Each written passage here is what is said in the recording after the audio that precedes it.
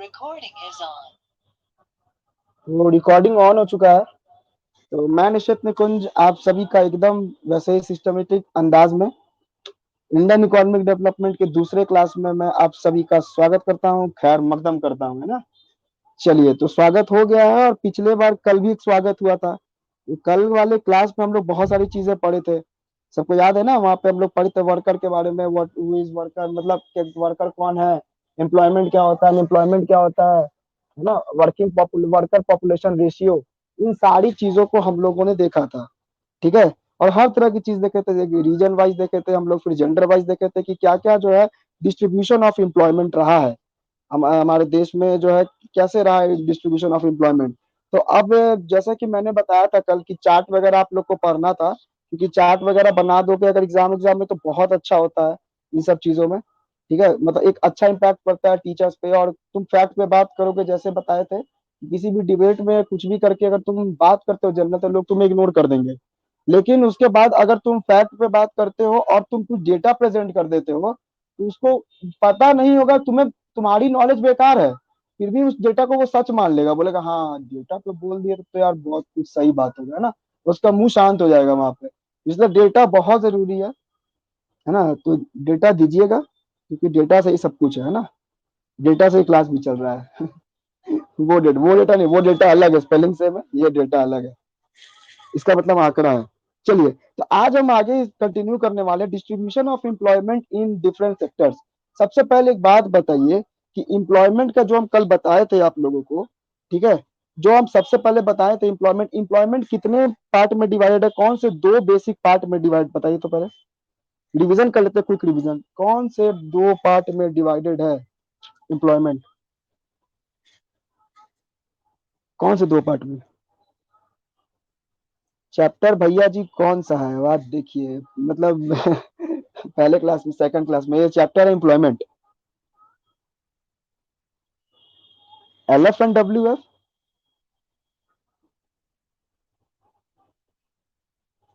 Employment का दो पूछ रहे हैं, एम्प्लॉयमेंट का था सेल्फ एम्प्लॉयमेंट और वेज एम्प्लॉयमेंट। सुप्रिया का आंसर सही है ना। सेल्फ एम्प्लॉयमेंट और वेज एम्प्लॉयमेंट हम लोग कल देखे थे। फिर उसमें वेज एम्प्लॉयमेंट में हम कौन कौन से दो दो तरह के वर्कर हम देखे थे। वेज एम्प्लॉयमेंट में कौन से दो प्रकार के हम वर्कर देखे थे, दो टाइप के वर्कर हम लोग देखे थे ना उसमें। दो दो टाइप के वर्कर हम लोग देखे थे, कौन से वर्कर्स देखे थे। Regular salary and casual wage, well done Achintya. Regular salary and casual wage. सबसे पहले हम लोग एम्प्लॉयमेंट देखे थे, एम्प्लॉयमेंट मतलब रोजगार इन शॉर्ट, है ना। एक ऐसी एक्टिविटी जिस जो एक पर्सन को, मतलब which enables a person to earn means of living, livelihood कमाने के लिए, है ना, मतलब अपनी जीविका चलाने के लिए जो लोग काम करते हैं, है ना। एक पर्सन जो होता है, जो एबल पर्सन होता है, वो काम करता है, तो उसे एम्प्लॉयमेंट, एम्प्लॉयड कहा जाता है, कि वो बंदा रोजगार है, मतलब उसके पास रोजगार है। इसको दो पार्ट में हम लोग डिवाइड किए थे, एक सेल्फ एम्प्लॉयमेंट किए थे और एक वेज एम्प्लॉयमेंट। सेल्फ एम्प्लॉयमेंट कहने का मतलब एक ऐसा था जहाँ पे कोई भी इंसान जो है वो अपना रिसोर्स लगाता है, जिसमें मैंने एग्जांपल दिया था क्रैकिट का। क्रैकिट का एग्जांपल था कि जैसे कि हम लोग सेल्फ एम्प्लॉयड है, हम लोग खुद का रिसोर्स लगाए, अपना फोन लगाए हैं, अपना पेन से वो कर रहे हैं, सब चीज कर रहे हैं, अपना डेटा लगा रहे हैं, तो ये सेल्फ एम्प्लॉयड है ना। लेकिन वही अगर हम BHU के प्रोफेसर होते, ठीक है, और अब मुझे मतलब उसके लिए मतलब एक अलग से अलाउंस मिलता क्लास लेने के लिए, ऑनलाइन क्लास के लिए, और सब चीज मुझे सैलरी वैलरी मिलती, तो मैं एक वेज एम्प्लॉयमेंट होता। जो मैं डॉक्टर का एक बताया था ना कल, डॉक्टर, अगर कोई डॉक्टर जो होता है, अगर कोई डॉक्टर जो होता है वो काम करता है अपने, मतलब किसी हॉस्पिटल में किसी के डायरेक्टर के अंदर काम करता है, जिसके लिए उसे रेगुलर पेमेंट मिलता है ना, उसको तो उसे रेगुलर वर्कर कहा जाता है। और फिर अगर वो मतलब अपना मतलब उसके बाद जो है रेगुलर सैलरीड एम्प्लॉयड वो कहलाता है ना। और फिर अगर वो कैजुअल वर्कर भी हो सकता है, कैजुअल नहीं, सॉरी एक सेकंड, सेल्फ एम्प्लॉयड और वेज एम्प्लॉयमेंट, कि वो सेल्फ एम्प्लॉयड होगा और वेज एम्प्लॉयड भी होगा। ठीक है, डॉक्टर एक बताया था कि जब वो बैठता है कहीं भी तो एक वेज एम्प्लॉय होता है, लेकिन अगर खुद का वो अपना सेटअप करता है तो वो सेल्फ एम्प्लॉयड होगा। ठीक है, ये दो डिफरेंस था सेल्फ एम्प्लॉयमेंट और वेज एम्प्लॉयमेंट में। ठीक है, सेल्फ में खुद करना पड़ता है, उस पर नाम में ही सेल्फ लगा हुआ है, और वेज में जो है सो वेज मिलता है। चलिए, रेगुलर वर्कर कैजुअल वर्कर बता दिए थे कल हम, है ना। उसमें सारा चीज हम बताए थे, एक जेंडर के बेस पे बताए थे, यहाँ पर देखो ऊपर बताए थे ना, जेंडर के बेस पे यहाँ पे बताए थे, मेल वर्कर फीमेल वर्कर्स। ठीक है, डिफरेंस बताए थे क्या, कि क्यों इतना डिफरेंस है इन सब में, इन सब में इतना डिफरेंस क्यों है, इन सबको हम बताए थे, इन सब में इतना डिफरेंस क्यों है ना। फिर उसके बाद हम देखे थे यहाँ पर उसके आगे कि अर्बन और रूरल में हम लोग देखे थे कि कैसे डिस्ट्रीब्यूट होता है, ठीक है, क्या क्या इसमें चेंजेस है। चलिए आगे हम लोग देखते हैं distribution of employment in different sectors. तो सेक्टर्स जो हमारे हैं, सेक्टर जो है वो मतलब उसमें किस तरीके से डिवाइड किया जाता है, ठीक है।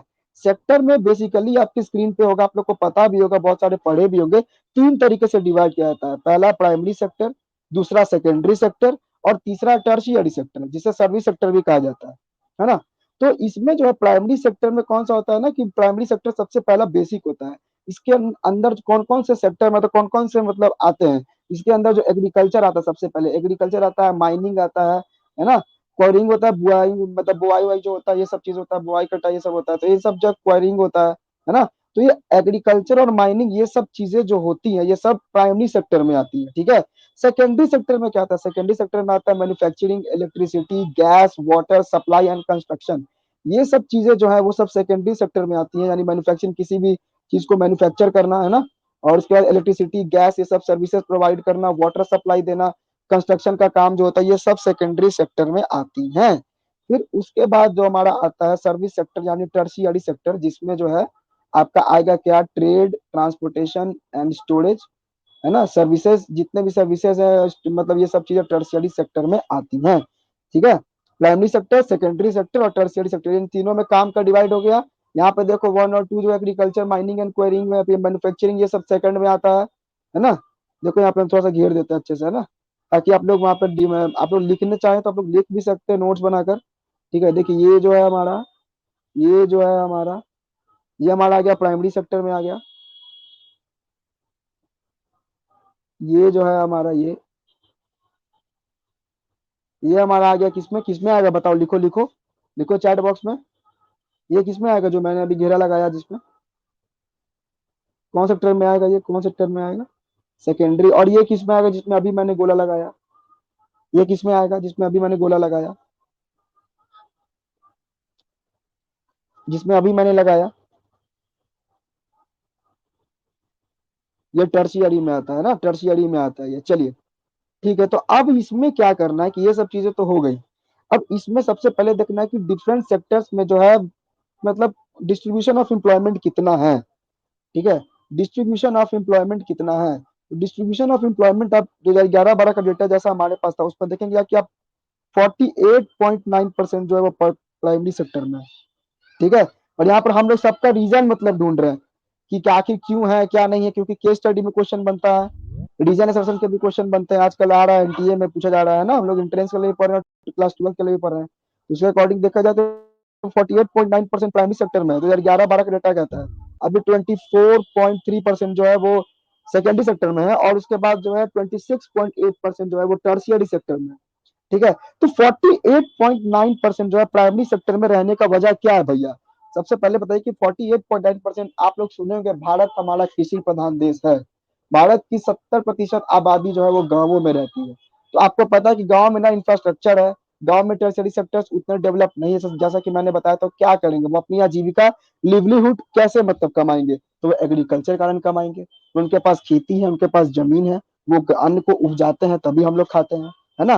तो गांवों में प्राइमरी सेक्टर के बढ़ने के पीछे रीजन क्या है कि भारत की अधिकतर जनता जो है वो गांवों में रहती है, और गांवों में इंफ्रास्ट्रक्चर और जो भी मतलब सुख सुविधाएं सर्विसेज है वो उतनी डेवलप नहीं है, तो इसीलिए उनके पास बस खेती कर कर अपनी आजीविका चलाने का, जीवन यापन करने का ही एक बेटर ऑप्शन रहता है, इसलिए वो इसको ऑप्ट करते हैं।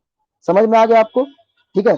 सेकेंडरी सेक्टर जो होता है ना एक बीच का सेक्टर होता है, मतलब जो भी प्राइमरी से जो लोग शिफ्ट करते हैं, जो भी हल्के और मतलब स्किलफुल लोग होते हैं, वो इसके बाद सेकेंडरी में शिफ्ट करते हैं, ठीक है। और टर्शियरी का जो चीज है, टर्शियरी का जो चीज है, टर्शियरी का चीज, टर्शियरी सेक्टर जो है वो सेकेंडरी ज्यादा डेवलप क्यों है, क्योंकि टर्शियरी में जो है ना, जो हमारी अर्बन आबादी है, आपको पता है कि अब गांवों से बहुत सारी आबादी जो है वो शहरों की तरफ जा रही है ना, रूरल से अर्बन की ओर जा रही है आबादी, रूरल से अर्बन की ओर आबादी जा रही है। तो जो हमारे वहां पे लोग जो शहर में कल बताए थे कि वो बहुत ज्यादा स्किलफुल होते हैं, वो हाईली मतलब लिटरेट होते हैं ना, इलिटरेट नहीं लिटरेट, दो वर्ड का, एक वर्ड का मतलब एक लेटर दो लेटर का उसमें मीनिंग है। लिटरेट मतलब होता है पढ़े लिखे, लिटरेट मतलब होता है अनपढ़, है ना। तो मतलब ज्यादा लोग पढ़े लिखे हैं, इसी कारण से वो अपना जो सर्विस जो है वो टर्शियरी सेक्टर में कंट्रीब्यूट करते हैं। यहाँ तक समझ में आया सबको कि क्यों प्राइमरी सेक्टर ज्यादा है और क्यों टर्शियरी सेकेंडरी ज्यादा है। सेकेंडरी में ज्यादा कैजुअल वेज वाले बीच में ज्यादा भी रहते हैं, इसी कारण से थोड़ा सा उसका कम है परसेंटेज टर्शियरी से। ठीक है, क्लियर हुआ। चलिए देखिए अब आगे का चार्ट आप देखिए, पूरा ये जो चैप्टर जो होता है ना, ये पूरा इंडियन इकोनॉमिक डेवलपमेंट जो होता है पूरा जो है डेटा पर निर्भर रहता है। डेटा पे, बाई डायग्राम मतलब पाई डायग्राम पे रहता है, बार ग्राफ पे रहता है, इसी चीजों पे ज्यादा डिपेंड करता है। ठीक है, क्योंकि आप लोग को एग्जाम लिखना है ना, एग्जाम लिखना है, और इंट्रेंस के पर्पज से मैं आपको रीजन बता ही रहा हूँ आप लोग को। ठीक है, और 12th के बेसिस पे भी केस स्टडी बता रहा कि क्यों ऐसा है। ठीक है, तो सिंपल सा सबके साथ है, थोड़ा लॉजिक लगाना सब समझ में आ जाएगा। ठीक है, आप देखिए यहाँ पे, आप देखिए यहाँ पे प्राइमरी सेक्टर जो बता रहा था उसका एक सबसे बड़ा प्रूफ है यहाँ पे कि जो प्लेस ऑफ रेसिडेंस इज जो distribution of work force by industry, है ना।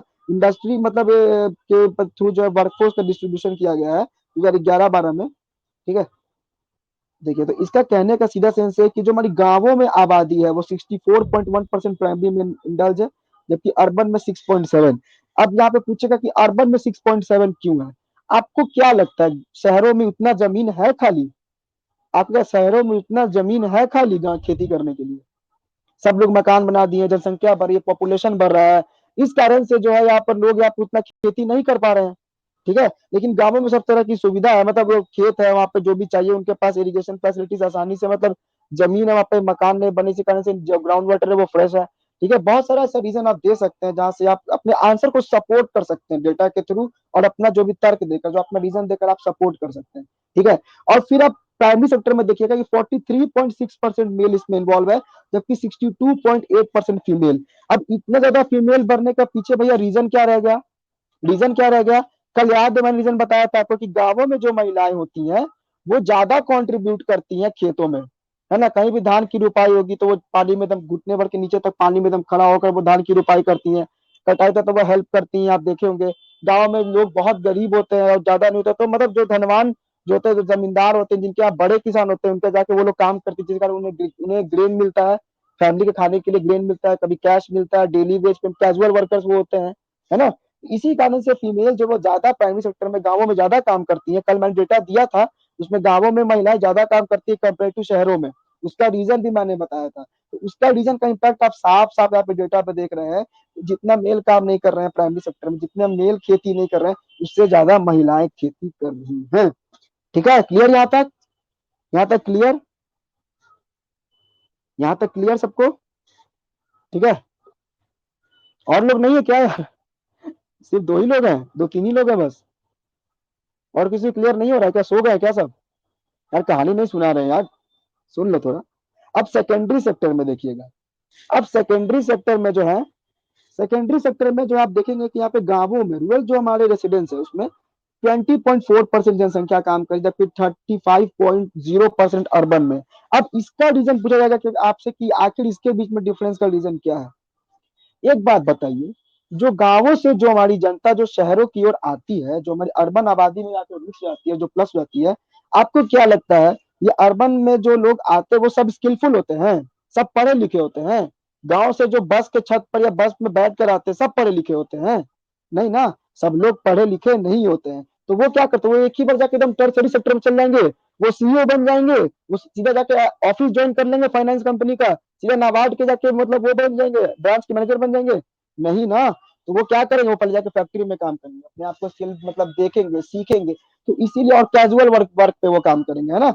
इसी कारण से जो है वो यहाँ पर देख सकते हैं कि यहाँ पर इसमें अर्बन में जो है वो सेकेंडरी सेक्टर ज्यादा है ना। क्योंकि वहां पर जो लोग माइग्रेट जो लोग करते हैं गांवों से, वो सीधा आकर यहाँ पर इसी सेक्टर में आकर कंट्रीब्यूट करते हैं, एकदम सीधा का सीधा वैलिड रीजन है। अब उसके बाद टर्शियरी सेक्टर, एकदम सीधा, कुछ कहने का मतलब नहीं, 15.5%, 58.3%।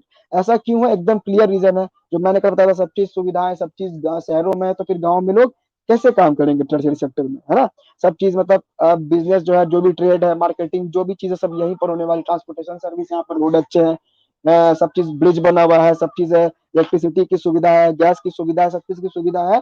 तो यहीं पर सब चीज होता है ना, सब चीज, सब माल बेचना सब चीज शहरों से होता है। ऊपर से जो भी सरकारी कंपनीज है, प्राइवेट कंपनीज है, कोई भी ट्रेडिंग कंपनी है, ये सब जो है बेसिकली जो है शहरों में स्टैब्लिश होती है, क्योंकि यहाँ पे सारी सुविधाएं हैं। ठीक है, और फिर यहाँ पर से आप देखिएगा, आप सेकेंडरी सेक्टर में आप देखिएगा ना, सेकेंडरी सेक्टर में मेल और फीमेल के बीच में 5% का डिफरेंस है, थोड़ा सा ज्यादा डिफरेंस नहीं है। इसमें एक रीजन आप ये दे सकते हैं कि गांवों में बहुत हद तक आप देखते हैं ना कि जो मतलब वो मेल होते हैं वही माइग्रेट करते हैं। फीमेल जो है वो अक्सर गांवों में रह जाती है ना। वो घर से उतना नहीं निकल पाती, अभी भी घूंघट प्रथा चलते आ रही है ना। हमारी रिडिकुलस सोच जो है अभी भी घूंघट प्रथा चली आ रही है, इसी कारण से वो गांवों में रह जाती है, चूल्हे में अपना जो है जो भी अपनी फूक कर बहुत सारे लोग खाना बनाते हैं, इस कारण से बहुत सारे उनके फेफड़े में वो मतलब प्रॉब्लम्स भी होता है ना। तो मतलब अभी तक वो ऐसी ही जिंदगी जी रहे हैं, लेकिन बहुत सारे मेल जो है माइग्रेट करते हैं और फिर यहाँ से जो भी कमाते हैं फिर यहाँ से वापस वो ले जाते हैं, तो फिर वहां से अपना जीवन यापन करते हैं। इसी कारण से जो 5% का जो माइनर है वो देखा जा रहा है यहाँ पे कि मेल फीमेल बेसिस पे भी। और फिर सर्विस सेक्टर में मैंने बताया था आपको कि शहरों में महिलाओं को ज्यादा काम करने की इजाजत नहीं होती है, चार दीवारी में बंद कर दिया जाता है। भले कितना भी एजुकेटेड क्यों ना हो, आप मास्टर्स कर लीजिए, आप रिसर्च कर लीजिए, अगर आपकी शादी होगी, फैमिली अगर अलाउ नहीं करती है तो आप बस मतलब मजबूरन बस, ये चीज सही तो नहीं है, लेकिन जो है बस घर में रहना पड़ता है स्किल होते हुए भी। इसी कारण से जो है यहाँ पर जो आप इतना बड़ा जो है आप अंतर जहाँ पे देख पा रहे, डिफरेंस देख पा रहे 30.5 और 17.2 का। चलिए, यहाँ तक सबका एकदम रीजन वाइज क्लियर है, एकदम बना देंगे, आप जब भी पूछेगा तो बता देंगे ना क्यों क्यों ऐसा है, बता देंगे ना रीजन। चलिए, ठीक है। और अब यहाँ पर देखा जाए, अब यहाँ पर देखा जाए गांवों की आबादी एकदम सिंपल उसी फैक्ट पे, बस आप मतलब थोड़ा सा बस चेंज होता रहता है, ऊपर नीचे डेटा का हेर फेर है, ठीक है, लेकिन आप डेटा को याद कीजिएगा, डेटा ही का ही हेर फेर सब चीज होता है। आप गांवों में देखिएगा 64.1% जो है यहाँ पे की आबादी जो है वो प्राइमरी सेक्टर में इन्वॉल्व है। रीजन एकदम क्लियर है, लिख दीजिए एक एक वर्ड में एकदम रीजन लिखिए, क्यों 64.1 है गांवों में, क्यों 64.1 है। दैट्स वाई एग्रीकल्चर, है ना, क्योंकि एग्रीकल्चर लोग ज्यादा करते हैं गाँव में, है ना। गाँव में खेती ज्यादा होती है, सब मतलब फिशिंग करते हैं, बहुत सारी मतलब चीजों करते हैं ना, इसी कारण से वहां पर ज्यादा है, ठीक है। और गाँवों में आप एक चीज देखिएगा ना कि सेकेंडरी सेक्टर उतना डेवलप नहीं है, क्योंकि वहां पर उतना कंस्ट्रक्शन का काम नहीं होता है, मैन्युफैक्चरिंग नहीं होता है, ठीक है। वहां पर जैसे कि मान लो कि कोई भी चीज जो है, इसके पीछे रीजन क्या है कि गांव में उतना मतलब सेकेंडरी सेक्टर नहीं, जबकि शहरों में इतना है, ठीक है। देखिए कंपेयर करते हैं ना, कंपेयर करते हैं सबसे पहले प्राइमरी का देखिएगा, तो प्राइमरी यहाँ पर इतना 6.7 है, ठीक है। तो समझ में आएगा सीधा कि जो उतनी जमीन नहीं बची, इसी कारण से अर्बन में जो खेती नहीं होती है, प्राइमरी सेक्टर इन्वॉल्व नहीं है। लेकिन सेकेंडरी में क्या होता है, सेकेंडरी सेक्टर इन्वॉल्व करने से मान लीजिए आपने देखा होगा कि फूड प्रोसेसिंग का जो भी यूनिट होता है, जैसे कि मान लीजिए गाँवों में उगाई गई सब्जी या जो भी जैम मतलब स्ट्रॉबेरी मान लो लगाया गया ना, स्ट्रॉबेरी बहुत अच्छा लगता है ना, तो स्ट्रॉबेरी स्ट्रॉबेरी स्ट्रॉबेरी लगाया गया, मान लो स्ट्रॉबेरी का जैम बन रहा है, ठीक है, या कुछ का भी जैम बन रहा है, जो फल है ऑरेंज है उसका जैम बन रहा है या मैंगो का जैम बन रहा है, तो वहां से जो रॉ मटेरियल्स वहां पे उठा कर लाए जाते हैं, ठीक है। और लाने के बाद जो है वहां पर शहरों में जो भी हमारा कारखाना होता है, जो भी मैन्युफैक्चरिंग यूनिट्स होता है, क्योंकि वहां पर इलेक्ट्रिसिटी भी है, गैस भी है, बताए थे ना, वाटर सप्लाई भी है, इंफ्रास्ट्रक्चर भी है, ठीक है, तो वहां पर उन लोग का कॉस्ट कम लगेगा, सब चीज उन्हें आसानी से मिल जाएगा। अब बिजली ले जाएंगे गाँव में हम चेक करवाने के लिए, अब गैस उठा उठा के सिलेंडर हम गैस मतलब ट्रक बाई ट्रक हम ले जाएंगे गाँव में, खेती लगाएंगे तो वहां पे खेत के बगल में हम लगा दे फैक्ट्री। अब वहां पे पानी ही नहीं मिलेगा हमको, तो पानी के लिए हम चले जाए मतलब उधर, मतलब गाँव में ले गए बड़ा सा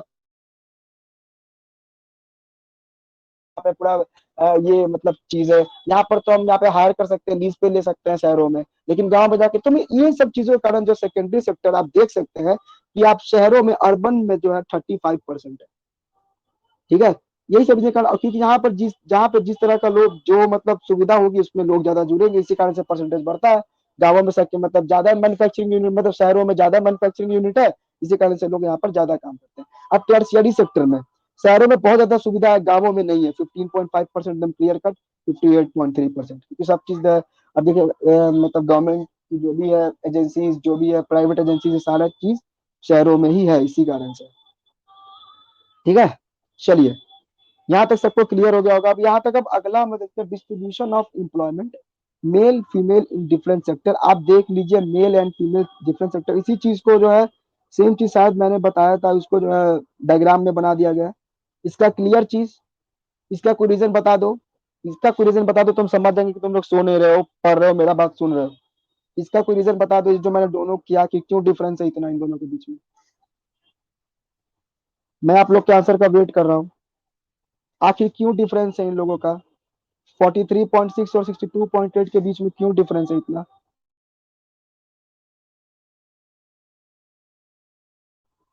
मेल फीमेल रीजन वाइज नहीं है, वुमेन्स ज्यादा कंट्रीब्यूट करती है। Well done Radhika, well done Supriya. Women ज्यादा कंट्रीब्यूट करती है गांवों में, जो मैंने बताया था प्राइमरी सेक्टर में, कि अपने परिवार को चलाने के लिए वो लोग ज्यादा रिच बैकग्राउंड से नहीं होते हैं, तो वो लोग जाकर काम करती है, इसी कारण से उन्हें गेन मिलता है, उन्हें कैश मिलता है। इसी कारण से वुमेन जो है वो ज्यादा मतलब वो करती है। ठीक है, contribution of females, well done Ayushi, well done. ठीक है। और अब सेकेंडरी सेक्टर बताया था मैंने कि आखिर मेल ज्यादा काम क्यों करते हैं और फीमेल ज्यादा कम काम क्यों इसलिए करती है, क्योंकि ये बताया था कि ये सेक्टर ऐसा है ना कि जो माइग्रेट से बहुत ज्यादा प्रभावित होता है ना, बहुत ज्यादा इफेक्टेड है। वर्षा बहुत अच्छे है ना, कि मतलब माइग्रेट से बहुत ज्यादा, मतलब जो लोग पलायन करते हैं गांवों से शहरों की तरफ, उनसे ज्यादा वो इफेक्टेड रहता है। इसी कारण से, और वहां पे मेल ज्यादा मतलब वो पलायन करते हैं ना, बाकी लोग कभी भी घूंघट में रखा जाता है, घर में रखा जाता है, इसी कारण से थोड़ा सा डिफरेंस देखा जाता है। बाकी टर्शरी सेक्टर में बताइए, ये बताइए क्यों डिफरेंस है। मेल 30.5 है और फीमेल प्लस 17.2, ऐसा क्यों है?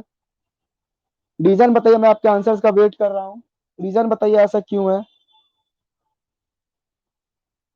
रीजन बताइए ऐसा क्यों है। एजुकेशन, वेल डन, एजुकेशन तो है ही।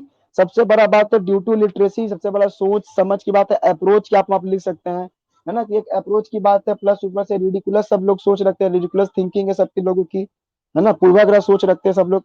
एजुकेशन नहीं है फीमेल के पास ज्यादा, एक वो भी रीजन हो सकता है, लेकिन सबसे बड़ी बात जिनके पास एजुकेशन होता है, जो लोग केपेबल है, जो लोग एबल है, और वो चाहती है कि एग्जिस्टिंग वेज रेट पे वो काम कर सके, फिर भी उन्हें फैमिली अलाउ नहीं करती है। ठीक है। एजुकेशन की जहां तक बात है, बहुत सारे मतलब लड़कियों की शादी जो ग्रेजुएशन के बाद कर दी जाती है, या 12th के बाद ही कर जाती है ना, उन्हें बाहर जाने को नहीं मिलता, उन्हें घर के अंदर रखा जाता है हमेशा, है ना। तो इसलिए बहुत सारा उस तरीके से रीजन रहा है, इसी कारण से जो है फीमेल को जो है, फीमेल का जो टर्सरी सेक्टर में जो भी उनका कॉन्ट्रीब्यूशन है, योगदान है। आप कितने बहुत सारे कंपनीज के सीईओ को देखेंगे, आप बहुत सारे बैंकिंग के कंपनीज या बैंकिंग जो भी ग्रुप उनका देखेंगे, सीईओ एमडी या कोई भी अच्छे पोस्ट पे, आप बहुत सारा मेल को देखेंगे ना, मेल डोमिनेटिंग सोसाइटी जिसको हम कह सकते हैं ना। और फिर जहां पर तक कि सर्विस सेक्टर में आप बैंक में जाते हैं, तो आप अगर रेशियो देखते हैं, आप प्रोपोर्शन देखते हैं, तो मेल ज्यादा मिलते हैं, ऑब्वियसली मेल ज्यादा मिलते हैं कंपेयर टू फीमेल, है ना। और तो फिर मतलब अभी भी एक ऐसा मतलब जमाना चल रहा है कि हम लोग देखते हैं फीमेल को, अगर मतलब किसी भी काउंटर में हम देखते हैं कि शादीशुदा फीमेल है, तो सोचते हैं कि यार कितने मतलब अच्छे फैमिली से बिलोंग करती है ना, उन्हें फैमिली कितनी सपोर्ट करती है, ताकि उन्हें काम करने को यहाँ पर दिया जा रहा है ना। तो ये सब अभी भी मतलब थिंकिंग हम लोग के दिमाग में चलती रहती है, इसी इसी का रिजल्ट यहाँ पर दिख रहा है सामने से। ठीक है, ये 2011-12 का डेटा हो सके, अभी तक जमाना बहुत आगे चला गया, 10 साल में बहुत कुछ हो जाता है ना। 10 साल से आप लोग, 10 साल में आप लोग कहाँ से कहाँ आ गए, 10 साल पहले आप लोग कहाँ थे, आप लोग मतलब 2 क्लास में होंगे, 3 क्लास में होंगे, अभी आप 12th में आ गए हैं, है ना, अब एंट्रेंस देंगे, आप कॉलेज के स्टूडेंट बन जाएंगे, तो 10 साल में बहुत सारा चीज होता है। ठीक है। चलिए, अब मेल एम्प्लॉयमेंट फीमेल एम्प्लॉयमेंट हम लोग देख सकते हैं यहाँ पे, ये एक चीज को आप नोट कर सकते हैं, फिर यहाँ पे देख सकते हैं कि फीमेल एम्प्लॉयमेंट 43.6%, बस डेटा का बात है। ठीक है, बस डेटा लिखा हुआ है इन सब चीजों में, है ना। डेटा में आप लिख सकते हैं, डेटा मतलब यहाँ पे दिया डेटा का, यहाँ पे कुछ खास मुझे कुछ करना नहीं है इसमें। डेटा सिर्फ डेटा है, सिर्फ डेटा, ओनली डेटा। इनके पास बुक है, आप लोग देख सकते हैं। ठीक है। अब देखिए अगला हमारा होता है growth and changing structure of employment. देखिए इसके पहले जो मैंने बताया सबका क्लियर है ना, उतना में हाँ लिखो ना लिखो, जो लिखना है लिखो। क्लियर है ना सबका? आगे बढ़ू? चलिए, growth and changing structure of employment. अब जो ग्रोथ हो रहा है हमारे उसमें, और जो स्ट्रक्चर जो हमारा चेंज हो रहा है एम्प्लॉयमेंट में, ऐसा क्या है। आप यहाँ पर देख सकते हैं कि एम्प्लॉयमेंट ग्रोथ में जो है 1950 से लेकर 2010 के बीच में, आपको पता है भारत में पंचवर्षीय योजना चलाई जाती है, 5 ईयर प्लान, है ना। उसमें जो भी सेक्टर कमजोर पड़ता है उस पर खास फोकस करके उस पर ग्रोथ किया जाता है। गवर्नमेंट सपोर्ट करती है, फाइनेंस के थ्रू हर तरीके से सपोर्ट करती है गवर्नमेंट। ठीक है, तभी 5 ईयर प्लान जो है वो चल पाता है। ठीक है, तो 1950 से 2010 के बीच में यहाँ पे कहना चाह रहा है कि जीडीपी ऑफ इंडिया जो है पॉजिटिव ग्रोथ किया है।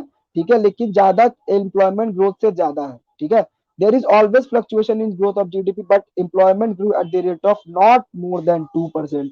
2% से ज्यादा एम्प्लॉयमेंट बढ़ा ही नहीं है। 2% से ज्यादा जो है एम्प्लॉयमेंट हमारा बढ़ा ही नहीं है। ठीक है, लेकिन ऐसा क्यों हो रहा है, मन में आता होगा ना आप लोग के अंदर। देखिए, during this year the gap between the growth of GDP employment was widening, this trend is termed as jobless growth, है ना। जॉबलेस ग्रोथ क्या होता है? Jobless growth refers to a situation when the economy is able to produce more goods and services without a proportionate increase in employment opportunities.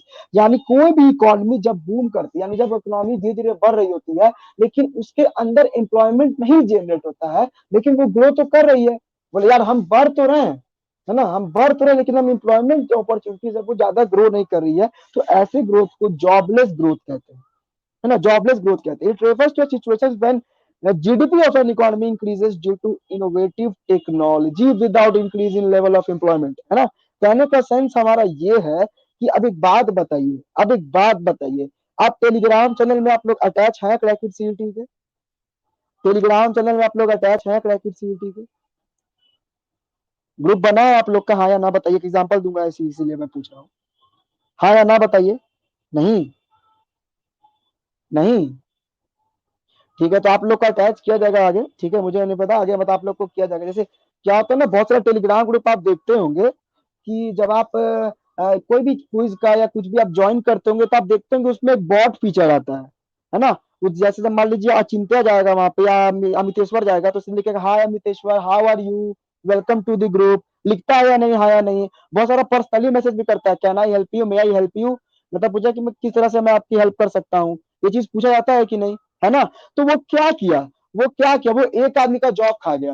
वो जो technology था, जैसे मान लो किसी को हायर करता, मान लो तुम लोग ग्रुप में आए हो, ठीक है, अब मान लो व्हाट्सएप पे कुछ ऐसा बॉट फीचर रख देते, या कहीं भी एक ऐसा इंसान या कोई भी मशीन रहता जो कि अमितेश्वर का जो दिक्कत है वो सॉल्व कर देगा। अब आयुषी का जो प्रॉब्लम है वो सॉल्व कर, मान लो उसको निश्चित सर से कुछ काम है या मेरे से कुछ काम है, नमन सर से काम है, प्रांकुर सर से काम है, बोले कि मुझे प्रांकुर सर का लास्ट वाला क्वेश्चन भेज दो, तो प्रांकुर सर नहीं भेजे, या मतलब जो भी अलॉटेड इंसान वो नहीं भेजा, वो बॉट ही भेज दिया उसको, तो वो एक बात था, वो उसकी नौकरी खा गया नहीं खा गया, एक इंसान की नौकरी वो खा गया कि नहीं खा गया, एकदम बकायदे वो खा गया, है ना। आजकल आप देख रहे हैं कि बहुत सारा चीज जो है, आप बैंक वगैरह देखेंगे सब मर्ज हो रहा है ना, इंसान की जरूरत कम पड़ी है, बहुत सारे रोबोट बन रहे हैं। आप देखिए, आप बहुत सारे देखते होंगे कि दवाई जो हॉस्पिटल में जो है, जो भी सर्विसेज है, जो नर्सिंग की सर्विसेज है, वो रोबो मतलब फैसिलिटी प्रोवाइड कर रहा है। आप कोविड में देखेंगे बहुत सारा इनोवेशन हुआ, इस कारण से बहुत जगह रोबो ने, मतलब जहाँ पे वो छुआछूत का था दिक्कत, तो रोबो जाकर वहां पर उनको दवाई दे रहा था, सर्व कर रहा था, सैनिटेशन का काम रोबो कर रहा था, साफ सफाई रोबो कर रहा था, है ना।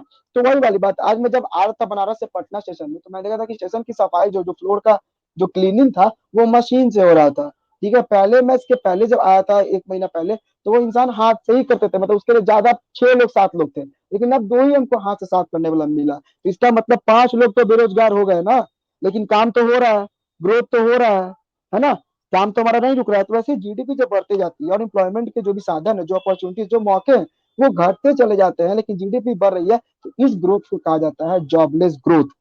लेकिन क्यों? क्योंकि जो है हम लोग, ऐसा क्यों होता है, क्योंकि वो हम लोग जो कंपनी या कुछ भी है, they want to use efficient technology, they want to use they want to use अब उनका क्या, वो दूसरा काम ढूंढेंगे अब अपने स्किल के अकॉर्डिंग, यही तो चल रहा है। एफिशिएंट टेक्नोलॉजी को लोग ज्यादा वेटेज दे रहे हैं without use of man power, without use of man power. अब मैन पावर रखने के पीछे देखिए, वो भी अपने सेंस में गलत नहीं है। अब एक बात बताइए, अच्छा एक बात बताइए, आप कोई कंपनी जैसे मान लीजिए कि कौन है, सुप्रिया जी जो है, सुप्रिया जी है और अक्षिता जी दोनों कंपनी चलाती है, ठीक है। अब इस कंपनी में काम करने के लिए आए हैं कौन, निशित निकुंज आए हैं, ठीक है। अब निशित निकुंज काम करने के लिए आए, बोले कि मैं क्या करूंगा ना, एक काम मुझे काम पे रख लीजिए, मुझे वैसे कुछ खास आता नहीं, लेकिन आप बताएंगी तो अब मैं वहां जाकर चीजों को रख दूंगा, मैं वहां जाकर ये कर दूंगा, मैं वहां जाकर वो कर दूंगा, मैं उनका फाइल उठा के वहां रख दूंगा, मैं सब चीज मतलब सिस्टम में काम करूंगा, आप बता दीजिए मुझे सिस्टम, उस सिस्टम में काम करूंगा, ठीक है। अब उनके लिए क्या करना पड़ेगा, उनके लिए मुझे एक वेज देना पड़ेगा, मुझे ट्रेनिंग देनी होगी, अब मुझे खर्चा, अब कंपनी का जो एसेट है, इनके कंपनी का एसेट है वो हम यूज करेंगे, है कि नहीं। अब सब चीज हम यूज करेंगे, अब कंपनी का मतलब बहुत सारी चीज भी मतलब यूज करेंगे, अब उनको बेनिफिट देना पड़ेगा, हमको जॉब पे रखेंगे तो हमें सिक्योरिटी बेनिफिट देना पड़ेगा, ये सब चीज रखना पड़ेगा, है कि नहीं, रेगुलर सैलरी देनी पड़ेगी। लेकिन अगर रोबो इसी जगह पे सारा काम कर देगा मेरा, अगर रोबोट आकर एफिशिएंट के साथ, एफिशिएंसी के साथ वो काम कर देगा, और बस कुछ नहीं, बस वो बस 1 घंटा चार्ज होगा, तो बताइए कॉस्ट किसका ज्यादा है, मेरा कॉस्ट ज्यादा है कि रोबो का कॉस्ट ज्यादा है? आप किसको रखेंगे, हमको रखेंगे कि रोबो को रखेंगे कंपनी में? आप किसको रखेंगे? हमको रखेंगे? रोबो? रोबो को रखेंगे, ऑलरेडी ऑब्वियस सी बात है। कॉस्ट कम गिर रहा है यार। अब हम इतना खर्चा ले जा रहे हैं, इतना कंपनी कैसे यूज कर रहे हैं, सब चीज कर रहे हैं, ऊपर से मुझसे गलती होने के भी चांसेस है। लेकिन वो लोग एफिशिएंट टेक्नोलॉजी, एकदम एफिशिएंसी उनकी पक्की हमसे ज्यादा। मान लो हम भूल गए और हम पागल हो गए बीच में, चाय ले आने, चाय लेते हम गिरा दिए, किसी के शर्ट पे गिरा दिए, जा। अब तो घर पे जाके तो उसकी बीवी उसको पीट देगी, चाय गिरा दी आप शर्ट पे। लेकिन रोबोट आता तो रोबोट तो इज्जत जाके चाहता, सर चाय आपका हाजिर है, पी लीजिए। या फिर हेलो फ्रेंड्स, चाय पी लो, है ना? वैसे जाकर बोलेंगे वो लोग, वो जाकर बोलेगा वहां पे, वो एकदम एफिशिएंट काम कर रहा है ना? तो फिर मतलब उस तरीके से रहेगा।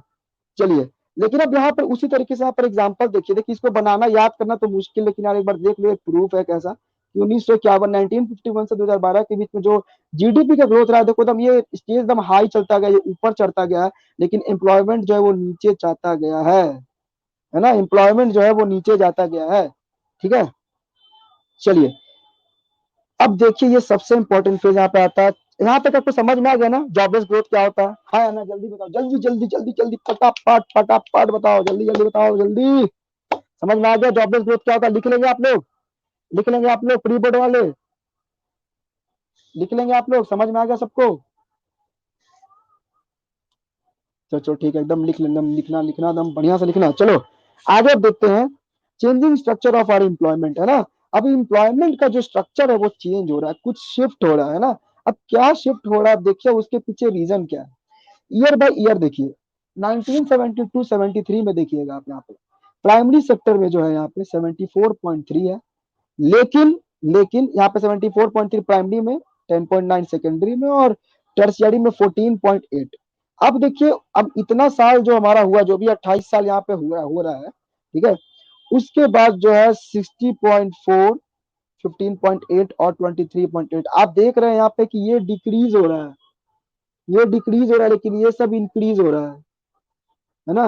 ये सब इंक्रीज हो रहा है। ठीक है, आप आगे भी देखते हैं ये चीज, आप सेक्टर यहाँ भी देखिएगा, ये फिर से डिक्रीज हुआ है, ये फिर से इंक्रीज हुआ है, ये फिर से इंक्रीज हुआ है। उसके पीछे रीजन क्या है? उसके पीछे रीजन क्या है कि लोग लिविंग स्टैंडर्ड ऑफ लिविंग बढ़ाना चाहते हैं।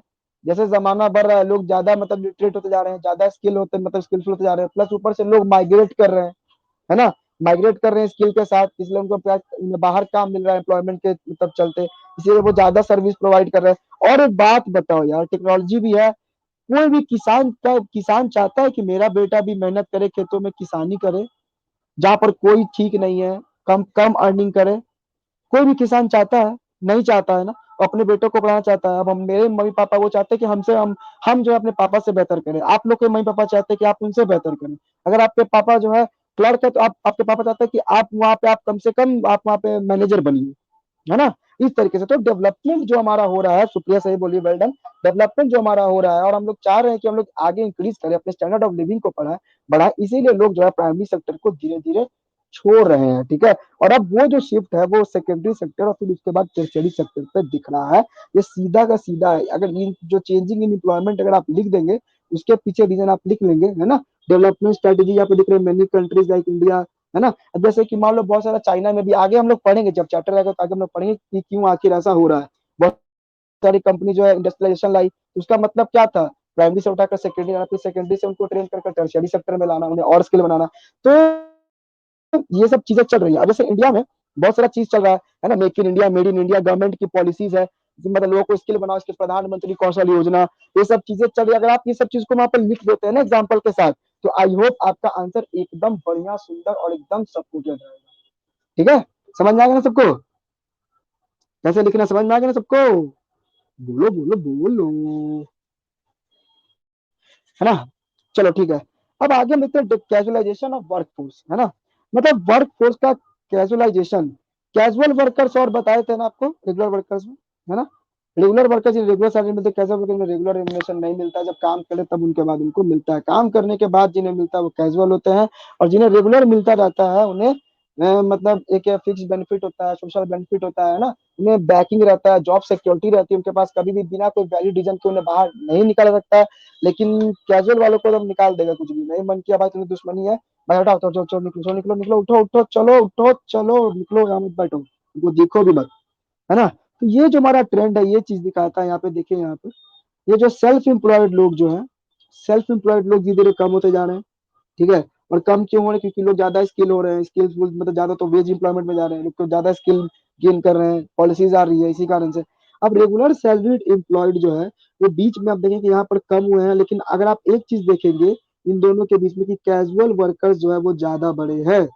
कैजुअल वर्कर्स जो है वो ज्यादा बड़े हैं, क्योंकि ये देखिए, ये जो 28 साल का जो फेज था ना, बीच में 28 साल का जो फेज था, वो एक ऐसा फेज था जहां पर टेक्नोलॉजी डेवलप नहीं थी उतनी। आप लोग को भी पता है, ठीक है, चीजें उतनी डेवलप नहीं थी, इसी कारण से लोग जो है टर्शियरी से मतलब रेगुलर सैलरीड एम्प्लॉयड के रूप में खुद को उतना स्किलफुल नहीं बना पाए, उसकी रिक्वायरमेंट नहीं फुलफिल कर पाए। इसी कारण से लोग जो है कैजुअल वर्कर बनकर रह गए। ठीक है, उसके बीच में टेक्नोलॉजी का अनाउंसमेंट नहीं था, ऑनलाइन नहीं था, ये सब चीजें नहीं थी, है ना, इतने सारे कोर्सेज नहीं थे, वोकेशनल कोर्सेज, इतने ये सब चीजें, प्रोफेशनल कोर्सेज नहीं थी। इसी कारण से लोग जो है अपने आप को, जो कंपनीज की जो रेगुलर सैलरीड एम्प्लॉयड की जो भी रिक्वायरमेंट थी उसको फुलफिल नहीं कर पाए, है ना। उतना कंपटीशन नहीं बढ़ा हुआ था उस समय पे, जो लोग नीचे थे वो नीचे ही रह गए, इसी कारण से वो कैजुअल वर्कर्स में ज्यादा शिफ्ट कर गए। ठीक है। चलिए, ये था हमारा कैजुअलाइजेशन। ठीक है। अब आगे का डेटा आएगा, यहाँ पे 18.0, यहाँ पे 30, यहाँ पे थोड़ा सा कम हुआ है। ठीक है, तो डेटा ऊपर नीचे ऐसा होता रहता है। चलिए, अब है इनफॉर्मलाइजेशन ऑफ इंडियन वर्कफोर्स। अब इनफॉर्मलाइजेशन का मतलब क्या होता है? इनफॉर्मलाइजेशन ऑफ वर्कफोर्स का मतलब क्या होता है? It is refers to a situation where by proportion of workforce in informal sector to total workforce increases. यानी जो हमारा वर्कफोर्स का होता है उसमें इनफॉर्मल सेक्टर, पहले ये जानिए कि फॉर्मल सेक्टर और इनफॉर्मल सेक्टर क्या होता है। तो फॉर्मल सेक्टर वो सेक्टर होता है जो ऑर्गेनाइज होता है, all the public enterprises and private establishment which employees 10 and more hired workers. Hired मतलब कौन? वेज एम्प्लॉयमेंट वाले वर्कर्स है ना। हायर्ड वर्कर्स मतलब जो ऐसा पब्लिक और प्राइवेट इंटरप्राइज है जिसमें 10 से ज्यादा हायर्ड वर्कर्स हैं, वो फॉर्मल सेक्टर कहलाते हैं। ठीक है, मतलब एक ऑर्गेनाइज सेक्टर। ठीक है, वर्किंग इन ऑर्गेनाइज सेक्टर, है ना, वर्क इन ऑर्गेनाइज सेक्टर, तो वो उसमें जो काम करते हैं उन्हें फॉर्मल सेक्टर कहा जाता है, ऑर्गेनाइज सेक्टर काम कहा जाता है। वो इनफॉर्मल सीधा इसका opposite, which hire less than 10 worker, तो इनफॉर्मल सेक्टर हो गया। ठीक है, इनफॉर्मल सेक्टर हो गया। अब इसमें जैसे कि एग्जांपल में आप यहाँ पे देख सकते हैं, एग्जांपल में आप जैसे farmers, agriculture labourers, owners, small enterprises, ये इन मतलब इनफॉर्मल में आ जाता है। ठीक है, और ऑर्गेनाइज में क्या आ जाएगा? जैसे कोई भी ऑफिस का नाम ले लीजिए, आप गवर्नमेंट एजेंसीज का नाम ले लीजिए, ये सब चीजें जो आती है फॉर्मल में आती है। आप देखिए यहाँ पर एक, यहाँ पर लिखा हुआ है कि 7% ऑफ द टोटल वर्कफोर्स जो है, 7% ऑफ टोटल वर्कफोर्स जो है वो काम कहाँ करता है? फॉर्मल सेक्टर में। ये आप आंसर को सपोर्ट करने के लिए आप परसेंटेज यूज कर सकते हैं। जबकि 90% जो हमारा जो वर्कफोर्स है, 90% वर्कफोर्स है वो इनफॉर्मल सेक्टर में काम करता है। इसके पीछे रीजन क्या है? कि उतना स्किल नहीं लोगों के पास है, एजुकेशन लोगों के पास नहीं है। ठीक है, लिटरेट नहीं, इतना इंफ्रास्ट्रक्चर डेवलप नहीं है। ठीक है, उतनी मतलब जागरूकता नहीं है ना, कैपेसिटी नहीं लोगों की, इसी कारण से जो इनफॉर्मल सेक्टर में लोग काम कर रहे हैं। ठीक है। चलिए, अब यहाँ से हम आगे जब बढ़ते हैं, यहाँ से तो यहाँ से हम देखते हैं कि फॉर्मल सेक्टर और इनफॉर्मल सेक्टर में जब देखा जाए कि डिस्ट्रीब्यूशन ऑफ वर्कफोर्स कैसा है फॉर्मल सेक्टर में। तो फॉर्मल में जब आप देखते हैं यहाँ पे मिलियंस पे देखते हैं, तो यहाँ पे बहुत ज्यादा मतलब फर्क है। यहाँ पे फॉर्मल सेक्टर में भी मेल डोमिनेटिंग सोसाइटी यहाँ पे फिर चली आती है। 24 मिलियन लोग फॉर्मल में काम करते हैं, जबकि 6 मिलियन मतलब 6 मिलियन फॉर्मल में काम करती है ना। तो उसके पीछे डिफरेंस के पीछे वही रीजन है, एजुकेशन की जहाँ तक बात है और सोच की बात है। जो लोग पढ़ी उन्हें काम नहीं कर सकता, और बाकी तो पढ़ाई नहीं कर सकता, है ना, कभी भी बेटियों को पढ़ाएंगे नहीं, है ना। और फिर उसके बाद जो है यहाँ पर 307 और 137 जो है, ठीक है, 306 और 137, 306 37, यहाँ पर भी आप डिफरेंस देख सकते हैं। Male dominating society informal sector में भी उस तरीके से लोग काम करते हैं। ठीक है, इसका रीजन आप दे सकते हैं, बहुत सारा इन्फॉर्मल सेक्टर में काम नहीं करने के पीछे कि उन्हें घर से नहीं निकाला जाता है। ठीक है, उन्हें उस लायक नहीं समझा जाता है, उन्हें उस तरीके से स्किल नहीं बनाया जाता है, उन्हें कभी भी स्किल लेने के लिए नहीं, उन्हें बस घर में बांध कर रखा जाता है। मतलब एक लोग की अप्रोच है कि वो हाउस वाइफ ही बनकर रह सकती है, इसी कारण से जो है ना। ठीक है, एक तो चलिए अब आगे चलते हैं हम लोग, मेल वर्सेस फीमेल, ये सब चीजें तो हम लोग को देख लिया। ठीक है, 80% ऑफ मेल वर्कर्स यहाँ पे देख सकते हैं। फॉर्मल सेक्टर में 80% मेल वर्कर्स, जबकि 20% वुमेन है। ठीक है, जबकि इनफॉर्मल सेक्टर में 69% जो है वो है, और बाकी 31% जो है वो विमेन है। यहाँ पर परसेंटेज बढ़ने के पीछे रीजन क्या है? सबसे बड़ा 20 से 31% के पीछे रीजन, बढ़ने के पीछे रीजन क्या है? इनफॉर्मल सेक्टर में बहुत सारा, सबसे बड़ा चीज तो एग्रीकल्चर का है, क्योंकि वहाँ पे महिलाएं ज्यादा काम कर रही है, तो वो ऑब्वियसली को मतलब परसेंटेज बढ़ेगा। ठीक है, फिर माइग्रेट भी बहुत सारी मतलब महिलाएं करती हैं, और गाँव में बहुत ज्यादा महिलाएं काम करती हैं, इसी कारण से उसका जो है प्रपोर्शन बढ़ना एकदम लाजमी है। ठीक है, यहाँ तक समझ में आ गया सबको? समझ में आ गया सबको? बेटियों को पढ़ने नहीं दिया जाता है, पढ़ो पढ़ो यार पढ़ो। सबको समझ में आया कि नहीं? समझ में आ गया सबको? बोलो या सब लोग बोलो। वो कहते हैं ना, एक शेर लिखे थे हम कि बेटियों को घर में बांधने की जिद क्यों रखते हो, केवल पुरुषों की ही अवधारणा के मुरीद क्यों लगते हो। पढ़ाई तो दूर, पढ़ाई तो दूर, जब बेटियों को जीने का हक तो देते नहीं, तो फिर इस देश से विकास की उम्मीद ही क्यों करते हो। है ना? जब बेटियों को जी, पढ़ाई तो दूर, जब जीने का हक नहीं देते हो, तो इस देश से विकास की उम्मीद क्यों करते हो। शेर था मेरा, जो भी जब मैंने सुनाया था। ठीक है। तो एक है कि meaning of unemployment. Meaning of unemployment, अब अनएम्प्लॉयमेंट क्या था मैंने आप लोग को बताया था, है ना? अनएम्प्लॉयमेंट मैंने आप लोग को बताया था कल कि क्या होता है। अनएम्प्लॉयमेंट क्या होता है, देखिए एकदम सीधा, जो कल मैंने बताया था उसका सीरीज आप यहाँ पे देख सकते हैं। अनएम्प्लॉयमेंट रेफर्स टू सिचुएशन, कल मैंने बताया था, in which people are willing able to work at existing work rate but do not get work. कल मैंने एकदम सेम चीज बताया था ना आपको। पॉइंटर्स में पहला पॉइंटर क्या है यहाँ पे, विलिंग। पहला पॉइंट क्या है यहाँ पे, विलिंग। वो काम करना चाहते हैं। ठीक है। एबल, लायक भी है काम करने के। एग्जिस्टिंग वेज रेट, जितना उनको मिल रहा है उतना में काम करने के लिए भी तैयार है। लेकिन तब भी उन्हें काम नहीं मिल रहा है, तो वो भाई बेरोजगार है। तो वो बेरोजगार की श्रेणी में आते हैं ना, बेरोजगार की श्रेणी में वो आते हैं उसके बाद, है ना? बेरोजगार की वो श्रेणी में आते हैं। चलिए, अब अनएम्प्लॉयमेंट का जो डेटा है आप यहाँ पे देख सकते हैं, बहुत सारा डेटा यहाँ पे अनएम्प्लॉयमेंट का कौन कौन देता है। तो report of census of India देती है, 3 पॉइंट आप याद कर लीजिएगा बस, 3 पॉइंट एनएसएसओ देती है। ठीक है। जो भी जनगणना होता है वो एनएसएसओ का जो डेटा होता है वहीं से सब उठा के, जो भी चार्ट वार्ट अभी आप लोग देख रहे थे, सब उसी का डेटा अधिकतर सब लोग यूज करते हैं। गवर्नमेंट डेटा है ना, सब सेकेंडरी डेटा है, प्राइमरी डेटा ये लोग बनाते हैं, प्राइमरी डेटा पढ़ेंगे स्टार्ट में, what is primary data, what is secondary data, है ना? ये सब चीजें, directorate general of employment and training, यहाँ पर इन सब चीजों में तो आप यहाँ पर देख सकते हैं कि ये वहां से है। अब types of unemployment in India, unemployment के कितने कितने टाइप हैं। ठीक है।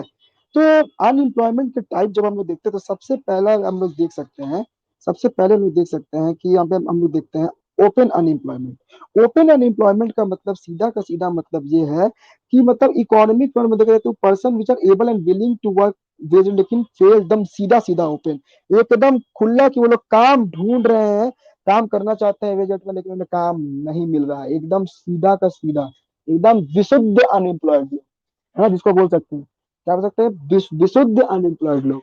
जो लोग काम करना एकदम चाहते हैं फिर भी एकदम थके हारे हैं, एकदम उन्हें काम नहीं मिल रहा है, तो उसे ओपन अनएम्प्लॉयमेंट, एकदम खुला चैलेंज है कि यार ये अनएम्प्लॉयड। तो बोलते हैं ओपन मतलब क्या होता है, खुला, खुला है ना, खुला नहीं खुला हो रहा था। हम लोग बहुत सारा वर्ड मोड़ देते हैं, हम खुल्लम खुल्ला, एकदम खुला, खुला अनएम्प्लॉयमेंट है। ठीक है, एकदम सीधा सीधा अनएम्प्लॉयमेंट है। ठीक है। और फिर इसके आगे जो हम देखते हैं उसके ऊपर देखिएगा, सीजनल अनएम्प्लॉयमेंट। अब जैसे seasonal unemployment that occurs at certain season of year, सीधा बात है। सीजनल वर्ड यहाँ पे आ गया, सीजनल, सीजनल मतलब क्या होता है, सीजनल में लोग सब्जी खाते हैं, फल खाते हैं, है ना? ये सीजन में फल आ रहा है, अब देखो अब अमरूद का आ गया है तो अमरूद खा रहे हैं लोग। अभी आम का आने वाला है, गर्मी आ गया है, आम, आम पसंद है ना सबको, हाँ या नहीं? अब आम आने वाला, आम का वेट कौन कौन कर रहा है ना, सीजनल फल आने वाला है ना? तो लोग आम का ही वेट करते हैं उस तरीके से। तो मतलब तो सीजनल का मतलब कि जो हर सीजन आता है ना उस तरीके से। तो वैसे अनएम्प्लॉयमेंट, जैसे कि मान लो बहुत सारे लोग, जैसे कि मान लो जिनका बिजनेस है, या जो लोग जो है वो स्वेटर बेचते हैं, जैकेट बेचते हैं, तो एक बात बताइए, बस वो ठंडी महीना बेच पाएंगे, ठंडी महीना बेच पाएंगे, बाकी गर्मियों में क्या करेंगे, वो अनएम्प्लॉयड रह जाएंगे, कहीं और काम करेंगे। अब जैसे खेतों में बहुत सारा आप लोग फसल पड़े होंगे, रबी क्रॉप, खरीफ क्रॉप, है ना, आप लोग पड़े होंगे, इस टाइप का क्रॉप होता है। तो गांव में एग्रीकल्चर में भी कुछ लोग होता है, बस कुछ ही महीने बुआई कटाई होती है, जो सीजन होता है ना? फिर बाकी समय क्या करते हैं, तो वो माइग्रेट करते हैं, फिर मजदूरी करते हैं, ये करते हैं। ठीक है। तो वो जैसे कि मान लो गाँव में जिस समय काम कर रहे हैं वो सेल्फ एम्प्लॉयड, वो काम कर रहे हैं, लेकिन जब उनका खेती खत्म हो गया, तो फिर अगर वो आके खड़े हो जाएंगे, शहरों की तरफ देखने लगेंगे और चौराहे पे खड़ा होकर बोलेंगे, काम है तो भैया दे दीजिए, बहुत गरीब हैं हम, बाल बच्चा भूखा है। तो वो ऐसे एम्प्लॉयड लोग कौन है, वो सीजनल अनएम्प्लॉयड है। समझ में आया कि नहीं? वो बस 4-5 महीने के लिए काम चाहते हैं, आएंगे काम करेंगे और फिर उसके बाद चले जाएंगे। अगर जैसे हम लोग को देखा जाए, हम लोग तो सीधा सीधा एग्जाम्पल है, हम लोग, अब वैसे तो हम लोग विशुद्ध अनएम्प्लॉयड लोग हैं, ठीक है, लेकिन प्रैक्टिस का जब तक काम रहता है, जब तक इंट्रेंस है, जब तक तुम लोग मेरे क्लास में दोगे, हमसे बात करोगे, भाव दोगे, बात करोगे, तब तक एम्प्लॉयमेंट, हम एम्प्लॉयड है यहाँ पे। फिर उसके बाद क्या है, हम लोग एकदम नल्ले बैठे हुए हैं, एकदम बेरोजगार बैठे हुए हैं बाकी समय में। बेरोजगार वैसे बैठे नहीं है, पढ़ाने को लेकर बेरोजगार है ना। मान लो कोई बोलेगा चलो यार 2 मिनट का, 2 महीने का काम है, कुछ पढ़ा दो, तो हम जाके पढ़ा देंगे हम लोग, ठीक है। उस तरीके से है। वैसा करते नहीं, लेकिन बता रहे एग्जाम्पल, ठीक है। तो सीजनल अनएम्प्लॉयमेंट होता है। अब एक और अनएम्प्लॉयमेंट, इसका नाम है डिसगाइज्ड अनएम्प्लॉयमेंट, है ना। Disguised unemployment refers to a state in which more people are engaged in work than they are really needed। दो का काम है, 6 लोग काम कर रहे हैं। अब बताओ, जैसे कि मान लो ना कि अब देखा जाए कि अब आप देखें, मतलब कभी कभी होली वगैरह में रोड के बाहर देखें, लोग घूमते रहते हैं, चाहे कुछ भी हो जाए, ठीक है, चाहे बर्थडे पार्टी में जो है, कहीं भी है। एक एग्जांपल दे रहे हैं, मजाक लेना यार, तो सीरियस मत लेना, थोड़ा मजाक करने की मेरी हैबिट है। जैसे कि मान लो कि कोई दोस्तों की बर्थडे पार्टी है ना, साथ में, अब हम लोग मतलब चिल्ला रहे हैं, लोग हूटिंग कर रहे हैं, ओ बर्थडे पार्टी, बर्थडे पार्टी। अब जैसे मान लो केक लाया इंसान और माचिस लाना भूल गया। अब माचिस बोला, भाई जाके सामने चौराहा पे एक दुकान है पान का, वहां से माचिस ले आओ। अब माचिस के लिए गाड़ी स्टार्ट किया ना, तो दोनों पीछे, भाई भाई भाई भाई, मैं भी चलूंगा, मैं भी चलूंगा, बैठ बैठ बैठ बैठ बैठ। अब एक माचिस लाने के लिए 3 लोग गए वहां पे पेट्रोल खर्च करके। तो वो तो गया जो गया, लेकिन एक माचिस का बताओ वेट उतना था कि लोग चले गए वहां से वो लाने के लिए, है ना। तो इस तरीके से समझो, एम्प्लॉयमेंट नहीं है, उस तरीके से समझो कि जहां पर आप देखोगे कई जगह ना, मतलब दुकान में बहुत सारा ऐसा दुकान देखोगे कि जहाँ पे दुकानदार जो होता है वो ग्राहक से ज्यादा होते हैं, ज्यादा लोग होते हैं। तब 6 दुकानदारी बैठे हुए, एक तो ग्राहक है। अब उसको सब मिलके खाया जा रहा है, खाया जा रहा है, खाया जा रहा है। हाँ वो तो फ्रेंडशिप है, एक एग्जाम्पल दे रहे थे, वर्क एम्प्लॉयमेंट का है, वो कहा करें एग्जाम्पल। अब जैसे कि मान लो, चलो अब हम अपने पे एग्जाम्पल लेते हैं, छोड़ो बुरा लगता है हमको, लेकिन चलो क्या करते हैं, हम अपना तीर खुद ही में मार लेते हैं। जैसे मैथ का क्लास है, अब अहमद भैया जो आप लोग को इतना अच्छा से पढ़ा रहे हैं ना, भैया आप लोग कितना अच्छा से पढ़ा रहे हैं। अब देखो मैथ एक ही इंसान पढ़ा सकता है, अब लेकिन उसमें नाक घुसेड़ दिया हम। जो काम एक इंसान कर रहा था, अब हम भी आके उसमें शॉर्ट ट्रिक पढ़ाने लगे, एक ही टॉपिक को 2 तरीके से लोग पढ़ाने लगे। तो मेरा जो है वहां पे हिडन अनएम्प्लॉयमेंट हुआ ना। अब हम अपना बेरोजगारी उसी में घुसेड़ रहे हैं, हम बेरोजगार बैठे हुए हैं, लेकिन हम डिस्गस्ट अनएम्प्लॉयमेंट में आएंगे, है ना, कि हम जबरदस्ती पढ़ा रहे हैं, वहां पे जरूरत नहीं है। भैया बोलते हैं तुम मत मैथ पढ़ाया करो, ऐसा बोलते नहीं है, लेकिन मतलब बोले कि तुम मत पढ़ाओ, हम मतलब केपेबल, हम पढ़ा रहे हैं। लेकिन जब हम भी पढ़ाएंगे तो एक इंसान हम जो है वहां पर अपना सर्विस कहीं और दे सकते थे, लेकिन हम वहां पर दे रहे हैं ना। तो वो चीज अनएम्प्लॉयमेंट में, डिस्गस्ट अनएम्प्लॉयमेंट, हिडन अनएम्प्लॉयमेंट, छुपा हुआ अनएम्प्लॉयमेंट, छुपी हुई बेरोजगारी। ठीक है, सबको समझ में आ गया एग्जाम्पल के थ्रू। एक बार अपने पे एग्जाम्पल दिए, फ्रेंडशिप पे भी दे दिए, सब पे दे दिए। ठीक है, समझ में आ गया ना सबको। एम्प्लॉयमेंट का टाइप समझ में आया सबको, 3 टाइप बेसिकली है।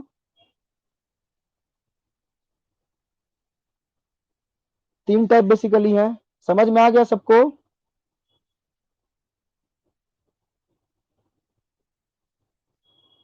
देखो कुछ कुछ अनएम्प्लॉयमेंट ऐसा भी है, कुछ कुछ अनएम्प्लॉयमेंट ऐसा भी है, ठीक है।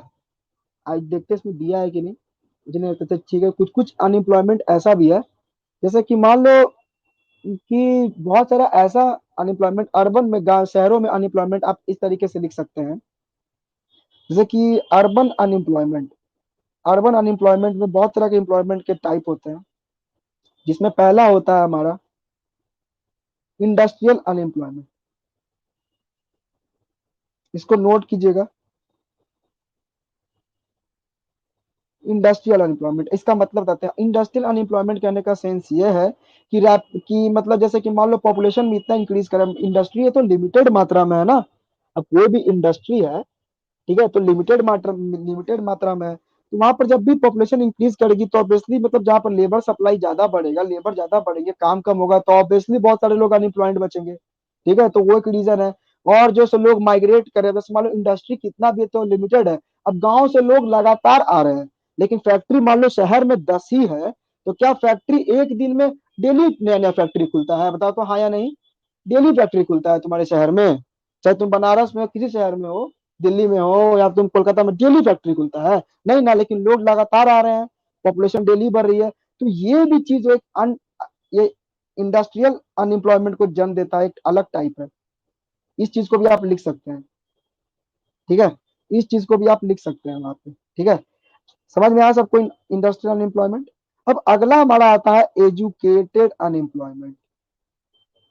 अब एजुकेटेड अनएम्प्लॉयमेंट कहने का मतलब देश में सबसे ज्यादा चल रहा है अभी एजुकेटेड अनएम्प्लॉयमेंट। ये क्यों हो रहा है कि तो बहुत सारे लोग पढ़े लिखे हैं, अब अच्छे अच्छे डिग्री क्वालिफाइड लोग हैं, ठीक है, उनके स्किल की कमी है, जो भी आप कह लो, जो भी उनके पीछे रीजन रहा है, टेक्नोलॉजी वो एडवांस नहीं, अपने आप को स्किल मतलब स्किल्ड नहीं बनाए लोग अपने आप को, इसी कारण से उन्हें जॉब नहीं मिल रहा है, लेकिन वो अभी भी अनएम्प्लॉयड। बहुत सारा स्टूडेंट अंडर गोइंग स्टडीज, और बहुत सारे स्टूडेंट का एक सबसे बड़ा अभी ग्रुप है देश में जो भी मतलब एजुकेटेड अनएम्प्लॉयमेंट से गुजर रहा है ना। एजुकेटेड मतलब पढ़े लिखे हैं फिर भी उन्हें मतलब नौकरी नहीं मिल रही है, लेकिन वो तब भी वो काम करना चाहते हैं, ठीक है, उन्हें मन लायक नौकरी नहीं मिल रही है, तो उसे कहा जाता है एजुकेटेड अनएम्प्लॉयमेंट, ठीक है। और हमारा तीसरा हमारा आता है टेक्नोलॉजिकल अनएम्प्लॉयमेंट। इसका सीधा मतलब ये कि बता जो बताते रोबो वाला, अब आएगा कोई रोबो काम करेगा तो हमको वो नौकरी पे रखेगी नहीं रखेगी, ड्यू टू मतलब एफिशिएंट टेक्नोलॉजी। वो लोग ज्यादा प्रेफरेंस देते हैं कंपेयर टू मैन पावर को नहीं रखना चाहते हैं। वो टेक्नोलॉजी बहुत ज्यादा सपोर्ट कर रही है सब चीजों में, है ना। वो लोग ज्यादा रखेंगे तो मैन जो अनएम्प्लॉयड रहेंगे वहाँ पे, लोगों की लेबर की कमी मतलब महसूस होगी वहाँ पे, है ना। काम है वहाँ पे, डिमांड है, लेकिन लेबर सप्लाई की जरूरत नहीं है उन्हें, लेकिन लेबर सप्लाई तो है। इंसान पैदा तो हो रहा है, इंसान अपना बोल तो रहा है कि हम काम करेंगे, लेकिन उन्हें जरूरत नहीं है। तो वो क्या करेंगे, अब गेट के बाहर खड़ा होकर मुंह नहीं लटकाएंगे बेचारे, कहाँ जाएंगे वो, अनएम्प्लॉयड है ना। तो ये भी एक टेक्नोलॉजिकल अनएम्प्लॉयमेंट है। ये तीन अर्बन अनएम्प्लॉयमेंट आप लोग को समझ में आया या नहीं, रीजन के साथ समझ में आया नहीं, लिख लेंगे या नहीं, कॉन्सेप्ट समझ में आया कि नहीं, पॉइंट के बाद आया, आया ना समझ में। सब लोग लिखो यार, लिखो यार, लिखो लिखो। ठीक है, चलिए अब हम लोग देखते हैं थोड़ा काउजेज ऑफ अनएम्प्लॉयमेंट। हम लोग अब देखते हैं काउजेज ऑफ अनएम्प्लॉयमेंट। अब अनएम्प्लॉयमेंट के कारण क्या, ये सब इंपॉर्टेंट पॉइंट है, लेकिन ये सब क्वेश्चन बन सकता है, ठीक है, ध्यान से पढ़िएगा। अब देखिए अनएम्प्लॉयमेंट इंडिया में बहुत ज्यादा बढ़ गया है, बहुत ज्यादा बढ़ गया है, ठीक है, बहुत ज्यादा बढ़ गया। अब एक डेटा अब आप लिख सकते हैं यहाँ पे कि 1961 में, देखिए यहाँ पे मैं एक डेटा दे रहा हूँ आप लोग को, 1961 में आप अपने आंसर को सपोर्ट कर सकते हैं। 1961 में जो है, 1961 में जो है 32 लाख 32 लाख जो है वो रजिस्टर अनएम्प्लॉयड लोग थे। 1961 में 32 लाख रजिस्टर्ड अनएम्प्लॉयड, मतलब कहीं भी रजिस्टर्ड हुआ होगा, ठीक है, मतलब सब जोड़ जाड़ के अनएम्प्लॉयड लोग उस तरीके से, यार एम्प्लॉयमेंट एक्सचेंज हो गया है हर जगह से, कहीं का भी डेटा है। वही 2008 में 2008 में बढ़कर 270 लाख हो गए हैं। 270 लाख थे 2008 में रजिस्टर्ड अनएम्प्लॉयड, ठीक है। तो ये एक बड़ा डेटा है, एक बढ़िया डेटा है। जब काउजेज ऑफ अनएम्प्लॉयमेंट पूछा जाए, अनएम्प्लॉयमेंट पूछेगा तो हमारे देश में जो उस तरीके से बता सकते हैं कि वाइड स्प्रेड अनएम्प्लॉयमेंट है, क्यों है, उसका डेटा आप सपोर्ट में दे सकते हैं कि 32 लाख रजिस्टर्ड अनएम्प्लॉयड थे, जबकि 2008 में जो है 270 लाख अनएम्प्लॉयड है, ठीक है। तो ये दोनों पर मतलब हो गया। आप सीबीएसई वाले जो भी यहाँ पे पढ़ रहे हैं, जिनका प्री बोर्ड है, जो भी जिनका है टर्म टू, आप यहाँ पे भी देख सकते हो, इस तरीके से मैं बता दिया, ठीक है। अब चलते हैं काउजेज ऑफ अनएम्प्लॉयमेंट। अब अनएम्प्लॉयमेंट का काउजेज क्या क्या रहा है, कारण क्या क्या रहे हैं अनएम्प्लॉयमेंट के। अनएम्प्लॉयमेंट कारण सबसे बड़ा slow rate of economic growth, economic growth slow. अगर इकोनॉमी हमारी स्लो हो जाएगी तो सबसे पहले इसका फर्क किस पे पड़ेगा, डिमांड पे पड़ेगा। डिमांड पे पड़ेगा फर्क, तो इससे उससे डायरेक्ट सीधा फर्क क्या पड़ेगा, सप्लाई पे पड़ेगा, है ना। जब एक बात बताइए, आपको बताया था ना कि मतलब कहने का मतलब यह है कि लोगों की डिमांड ही नहीं होगी, जब हमारी इकोनॉमी स्लो ग्रोथ करेगा, लोगों के हाथ में पैसा ही नहीं होगा, लोग डिमांड ही नहीं करेंगे, तो फिर सप्लाई क्या होगा, सप्लाई क्या होगा, फिर इसको मतलब सप्लाई क्रिएट करने वाले लोग कहाँ से, लोग मतलब जरूरत ही नहीं होगी, है ना। ये ऐसा इसलिए होता है कि इट मीन्स मतलब जो है कोई आउटपुट जो है वो उतने अच्छे से नहीं बढ़ रहा है। आप देखिए एम्प्लॉयमेंट अपॉर्चुनिटीज जो है वहाँ पे वो कीप द पेस, है ना, ऑफ लेबर फोर्स। आप ये कह सकते हैं, आप यहाँ पे उस तरीके से आप कह सकते हैं कि लेबर सप्लाई जो है, आप यहाँ पर इस तरीके से आप ये कह सकते हैं